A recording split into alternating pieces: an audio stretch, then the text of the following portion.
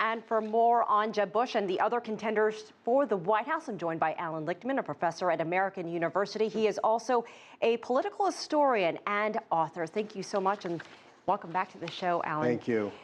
No surprise here. Just want to get your thoughts on these legacy/dynasty candidates.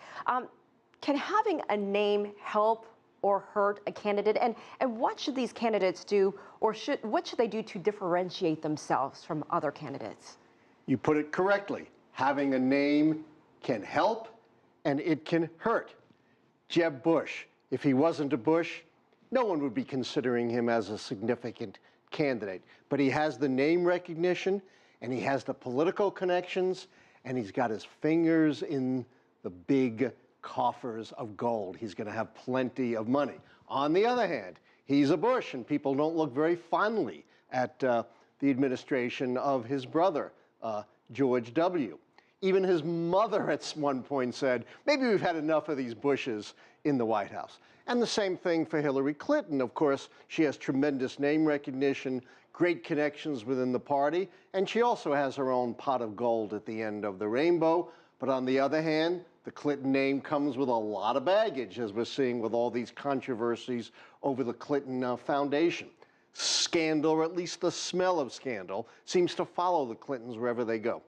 How should people around the world, international watchers, look at these candidates? Obviously, a lot of people in other countries familiar with the Bush name as well as the Clinton name. Is familiar considered safe in the global community? At least they know what they're getting into? I think that's right. Look, it would take a miracle for anyone on the Democratic side to beat Hillary Clinton. I've never seen a candidate this far ahead this early. So she is 99% likely to be the Democratic nominee. And certainly people around the world know what they're getting. She was First Lady, United States Senator, and of course, a long-standing Secretary of State. And she's made her positions very clear.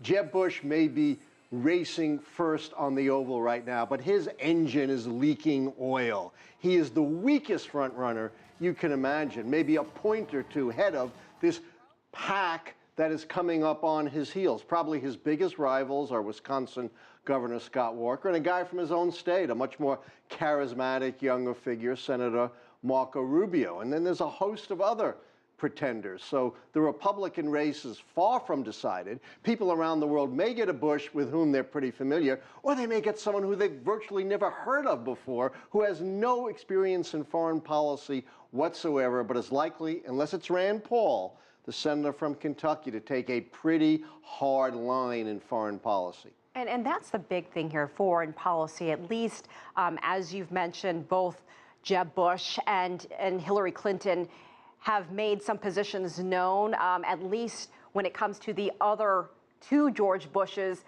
You know, some leaders around the world would say, at least we knew where those presidents stood. They always made their positions very clear. China very well aware of where George Bush and the senior knew where they were coming from. So what are some of the issues to watch as we watch this race go along in regards to foreign policy? Yeah, well, you know, the biggest issue in foreign policy right now is what to do about the Middle East.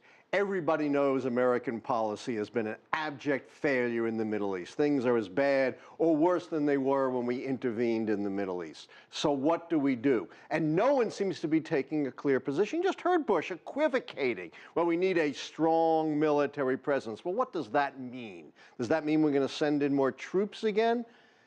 He is really, for all his experience, he's pretty much of a novice in foreign policy. But I think he's obviously trying to take a hard line without telling you what that really is. And Clinton obviously is taking a much softer line. You're not going to get boots on the ground again in another Clinton administration. You might in another Bush administration. You are well known for making your predictions.